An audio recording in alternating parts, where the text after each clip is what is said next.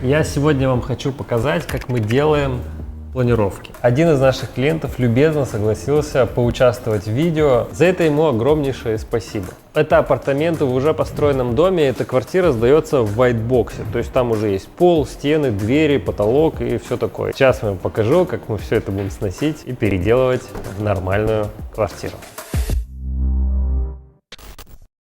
Первое, что у нас, в этой квартире, у нас квартира для 3 человек, а может быть даже и для 4. По моей схеме 50 квадратов на человека, минимум 100 квадратов. У нас здесь чуть-чуть недобор для 3 человек, чтобы было хорошо. Многие думают, что я в хрущевке в 50 квадратах жил. Ну да, но у тебя не было тогда всяких гардеробных, больших ванн, островных кухонь. Вот для этого всего нужно 50 квадратов на человека. Поэтому мы сейчас будем стараться выжимать максимум из планировки. Главная проблема — это огромный коридор, который никак не использован, и эти 2 двери. Зачем вообще в комнате 2 двери? Поэтому мы выпиливаем эту бесполезную стенку. Так мы делаем помещение чуть больше, и оно у нас становится прям сильно больше. Но у нас есть другая проблема, у нас есть вход, который видно, который нужно как-то закрыть, чтобы мы вот эти тапки грязные не видели. Поэтому всю вот эту вот историю мы ее закрыли таким шкафом. Нравится, как проявляется, такого еще не видел подхода. Естественно, хочется поставить хороший диван, большой, красивый. Вот у нас какая-то телевизионная зона. И за диваном это размер той кухни Валькучин, которую вот ты купил. То есть для тех, кто там не в курсе, нам нужно вписать один остров от Валькучин конкретного размера, потому что он с выставки. Дальше у нас здесь чуть-чуть уменьшилось вот это помещение. Это кабинет, Мы его со всех сторон чуть-чуть уменьшили, потому что у нас шкаф не влезал вот этот вот. Нам нужно, чтобы штора заходила за него. Так мы избавились от части коридора, но какой-то коридор все равно остался. Дальше у нас есть остальные помещения. Они у нас идут по остаточному принципу, потому что здесь у нас несущие стены, здесь вообще ничего делать нельзя. Первый вариант детской.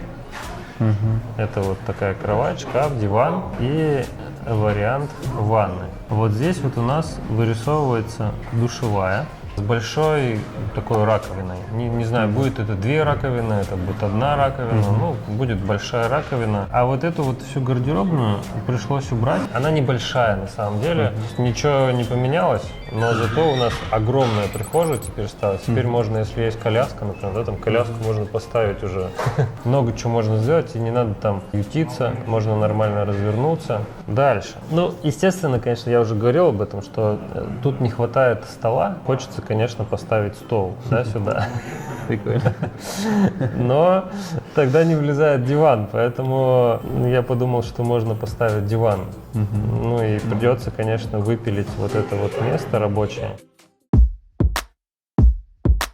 Ну что, надоело уже, дома сидеть, пандемия, никуда не съездишь. И теперь очень сложно что-то купить в Китае, потому что все закрыто и туда приехать нельзя. А там купить можно только приехав туда. Но наши друзья из MBL Tour в Китае разработали новый проект по дистанционному заказу мебели в Китае. Раньше была какая проблема? Нужно было обязательно приехать туда и заказать мебели минимум на 2 миллиона рублей, чтобы можно было в один контейнер все спихать и отвезти себе на родину. Сейчас можно никуда не ездить, все в одном сервисе, просто на сайт заходишь, вбиваешь, картинки загружаешь, тебе менеджеры подбирают нормальный уже товар, я их там научил, и все. Теперь не нужно собирать целый контейнер, сейчас минимальный заказ от 700 тысяч рублей, 10 тысяч долларов. То есть уже достаточно положить там стол, пару стульев и дивана, и собирается уже нормальный комплект на минимальный заказ. MBL Tour — это сейчас лидер по доставке мебели из Китая в Россию, которая предоставляет реально крутой сервис. Комплектовать можно практически все, там мебель, декор. И еще в Китае есть вообще свои фабрики с крутой мебелью, и это уже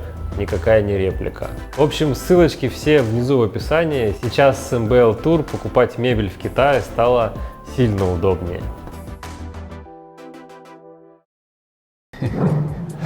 Здесь у нас встает пианино.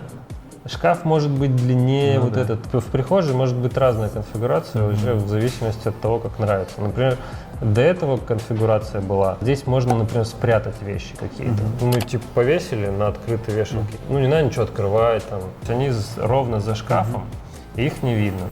Дальше. Детская немножечко тоже. Ну, это тоже такая вариация, как можно поменять детскую. Здесь может быть какая-то двухэтажная, какая-то прикольная кровать, и у нее там как ответвление такой шкаф от нее отходить. Тоже будет классно. В детской вообще очень важно, чтобы был диван, кровать и стол. Да? Там диван очень важен, редко кто ставит диван, но к детям, если приходят гости, их надо куда-то садить. Дальше. Мы убрали наконец-то вот этот коридор совсем. У нас нет теперь неиспользуемых площадей, кроме вот этого. Да? Ну, его мы никак не уберем. Но мы тогда убрали кабинет. Да? Кабинет можно придумать что-нибудь с ним и нарисовать его где-то вот здесь. Так у нас еще и появилась кладовка. Потому что кабинету много не надо, кладовка появилась, все будет хорошо. А вот у нас стоит остров и вот чуть поменьше диван. Тоже какая-то вариация детской. Чуть поменьше диванчик, шкаф где-то в другой стороне. Здесь немножко другая, да, душевая спрятанная, потому что у нас появилась постирочная, и можно с ней как-то поиграться, немножко спрятать душевую. Но тогда появляются немножко другие горизонты. Когда мы перетащили кухню сюда, захотелось сразу же использовать угол дома в гостиной и срезать его к чертям. Вот. Сюда невероятно круто встает нормальный большой такой диван с телевизионной зоной. Вот сейчас это уже начинает походить на что-то крутое. Сзади там встает классный стол, прям и все это вокруг окон. Просматривается сети и исторический центр. Опять же, да, просматривается все. Все, конечно, круто, да. Единственное, надо все остальное. Спальня пропала. Да, спальня куда-то пропала. Надо вернуть спальню, да. Мы поэтому чуть-чуть увеличили помещение. Спальня у нас стала здесь теперь. У спальни тут появилась гардеробная. Да. И свой вход в санузел. Ну и, естественно, у нас остался не такой большой, но хозблок остался. Здесь можно стираться, гладиться, сушиться. Все тут, в принципе, осталось. Единственное, есть проблемка, вот проход маленький. Поэтому, да, проход мы... Ну, этот шкаф просто в другое место перенесли.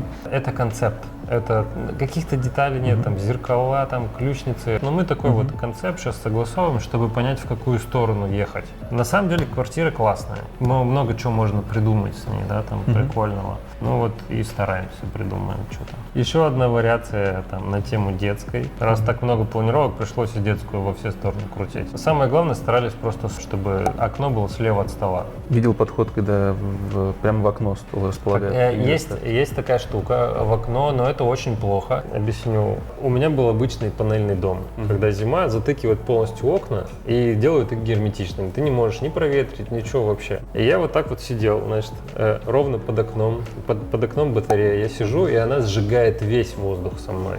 Мне внизу жарко, тут воздуха нет, все детство болела голова. Я не знал от чего. Из-за сухого воздуха? От того, что воздуха не было вообще. Недостаток кислорода был.